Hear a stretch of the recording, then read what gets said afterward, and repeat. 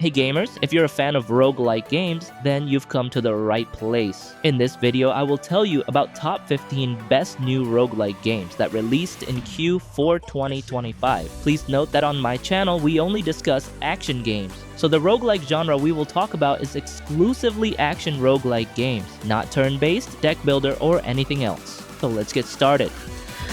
Before we go into the list, I want to tell you about my favorite place to buy games, and that's Instant Gaming. Instant Gaming is an awesome site for grabbing games at great prices. Not only they always have fantastic discounts, but also they running giveaways you won't want to miss. Seriously, these deals are hard to beat. Where else are you gonna find prices this good? Why pay full price when you can grab the same game for way less, right? Yeah, you can shop for games on all kinds of platforms, like PC, PS5, Xbox, and the Nintendo Switch. There are also numerous convenient products to enhance your gaming experience, such as subscriptions, gift cards, and many more. No worries, it's 100% legit, fast, and super easy to use, and their support team is available 24/7. So what are you waiting for? Go check out your favorite games by using the link in the description below and start saving your cash with Instant Gaming. And by using my link, you're not just getting awesome deals, but also supporting this channel. Alright then, let's get back into the list. Yes.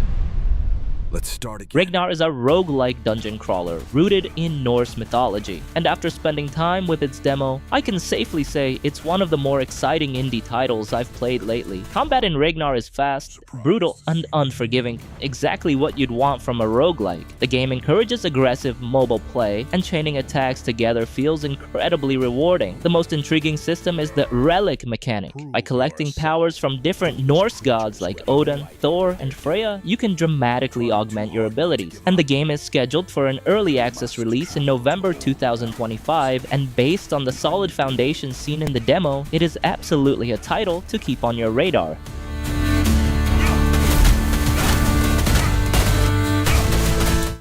It's up to you and your friends to hold the line. Right, Revolt Survivors is storming onto the scene, and if its premise holds true, it's set to be a vibrant, chaotic, and intensely satisfying addition to the action roguelite genre. Developed by Team Warriors and published by Head Up, this game is not just another entry in the popular Survivors-like craze. It's a full-throated battle cry, designed for co-op mayhem. Yes, you can go it alone, but the game shines brightest in 1 to 4 player co-op, coordinating strategies, covering each other's weaknesses, and timing special abilities in the middle of non-stop carnage transforms each run into a high-stakes test of reflexes. It promises chaos, teamwork, and the kind of replayability that keeps you saying, just one more run.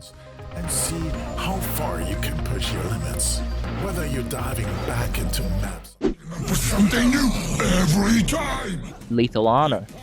Order of the Apocalypse is an obscure, punishing third-person action-adventure roguelike game with an 80s adult graphic novel art style, intense melee combat, and a procedurally generated world. You step into the shoes of an operative in a secret organization battling interdimensional inconveniences. At its core, the game is a brutal, isometric hack-and-slash roguelite. Combat is unforgiving, demanding precision and strategy over button mashing. And death is part of the journey, bringing you closer to unlocking new protagonists, each with their own storylines, abilities, and playstyles. Wanna try me too? I'm gonna enjoy ripping you apart like the rest of them! You will make... The Last Citadel is a roguelike multiplayer shooter created by a solo dev. Yeah, this game similar to Risk of Rain 2 and Gunfire Reborn, but more fast-paced and satisfying. Unlike most co-op roguelites with similar roles, The Last Citadel leans on MMORPG tropes, pushing players into tank, healer, or DPS roles. Through passives and tough difficulty, this is a compelling hook, suggesting that success will rely on strategic team composition and coordination rather than just pure shooting skill. And with over 45 abilities to choose from, along with suits, weapons, and passive upgrades found during expeditions, every run feels fresh and exciting.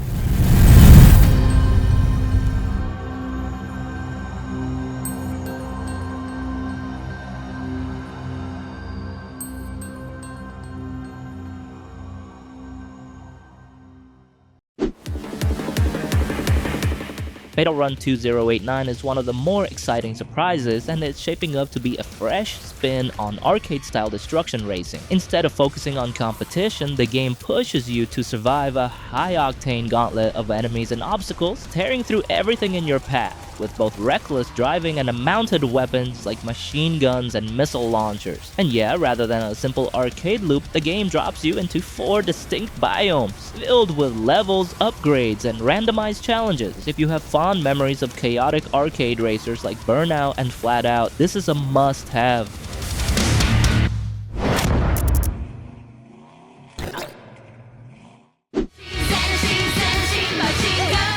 Full Metal Schoolgirl is a roguelike that instantly grabs attention with its bold sense of style. Instead of following the usual dark or serious approach, it embraces a zany 90s anime aesthetic that feels full of energy and charm. You step into the shoes of one of 2 cyborg schoolgirls, rebelling against a dystopian corporate empire, maternal jobs whose mindless automated workforce, the Working Dead, serves as your primary enemies. The game cleverly frames progression through in-game live streams, where you earn cash from viewers to invest in upgrades. It's a creative twist that not only enhances the roguelike mechanics, but also leans into its self-aware, modern-day satire.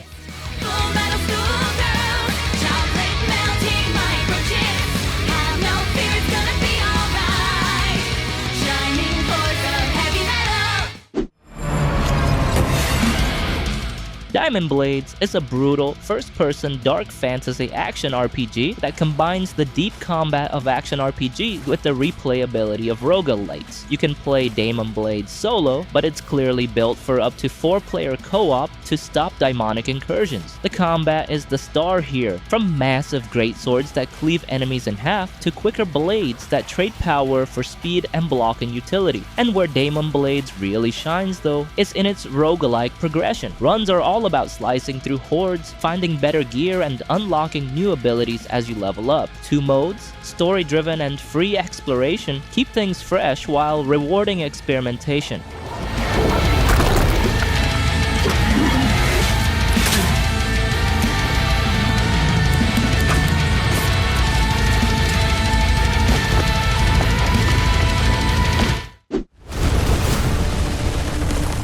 AFTERBLAST is a fast-paced, first-person shooter roguelite that immediately stands out with its vibrant, Blizzard-adjacent aesthetic and kinetic combat. It's clear the game has a fantastic core loop, though its long-term potential hinges on deepening its build crafting and progression systems. This hook isn't just for traversal, it's integral to combat, allowing you to zip towards enemies whose health has dropped low for a brutal glory kill execution. This system, reminiscent of Doom Eternal, feels incredibly and creates a fluid, high-mobility combat rhythm. It's a solid foundation that with the right additions could become something truly special.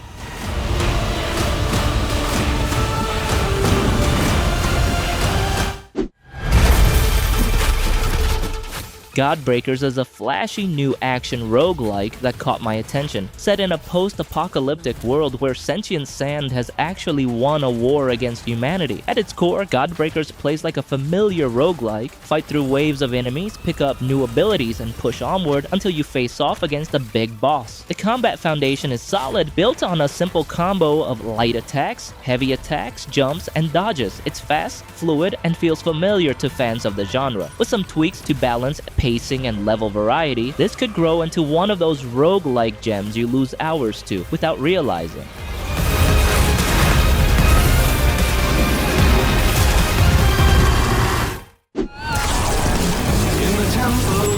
SWAPMEAT, the upcoming third-person shooter roguelike where you literally swap your body parts mid-run. Yeah, we're talking turkey heads, rocket legs, and the mantis torsos while blasting ugly alien freaks. Combat is described as fast, frequent, and fun, making you feel powerful right from the start. Unlike some roguelikes that can feel punishingly slow, SWAPMEAT throws you into the action with lasers, rockets, and a dodge mechanic that encourages reckless abandon. This adds a strategic layer to the madness, as losing a powerful ability because its attached part was destroyed becomes a real risk. Health stations appear to be scarce, emphasizing skill and smart positioning.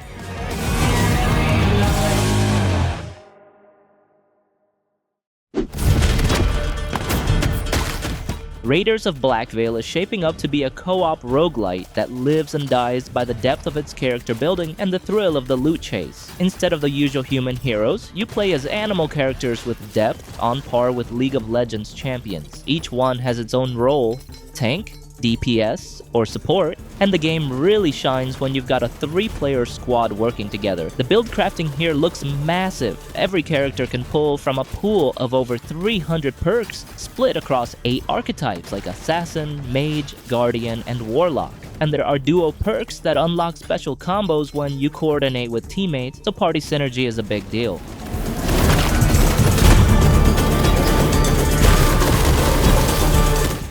The full arcade beat-em-up arsenal to Absolum is the latest game from DAIMON, known as the studio behind Streets of Rage 4. This game combines roguelike elements with the classic beat-em-up formula, delivering a fresh and engaging gameplay experience. The game is set in the fantasy world of Talam, where a magical disaster has led to a crackdown on the practice of magic. Players take on the role of a resistance fighter, opposing the Sun King Azra, who seeks to conquer all sources of magic. Roguelike mechanics such as loot, permanent upgrades, and temporary abilities make each run feel meaningful and challenging. This system provides a sense of progression that motivates players to keep trying.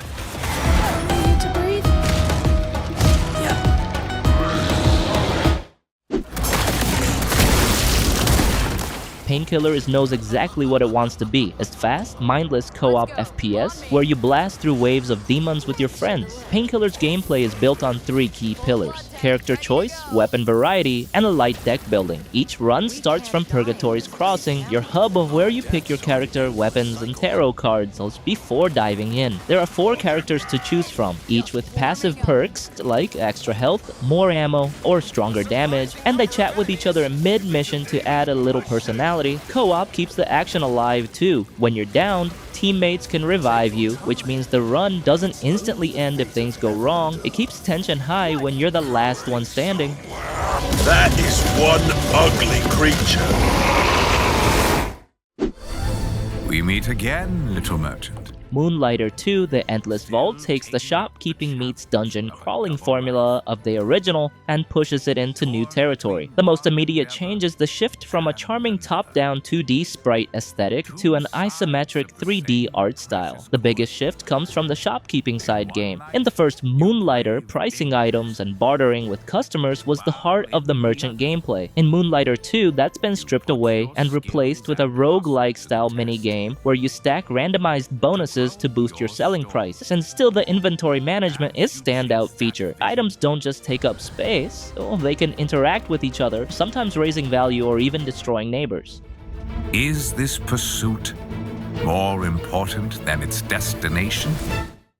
Totalitarianism is not oppression. Pax Autocratica is a game that confidently mixes 2 seemingly disparate genres: the methodical, management-heavy colony sim and the fast-paced, action-packed roguelike FPS. The colony management isn't just a backdrop. Your decisions on labor, housing, or propaganda shape the strength of your army and the morale of your people. Then, when you're out on missions, the shooting feels snappy and powerful, especially with crazy weapon upgrades like explosive electric rounds that can wipe out entire enemy groups. It's clear that Pax Autocratica has something special. The mix of political satire, oppressive colony building, and chaotic roguelike firefights creates a loop that's both ridiculous and addictive. Literally, once in a...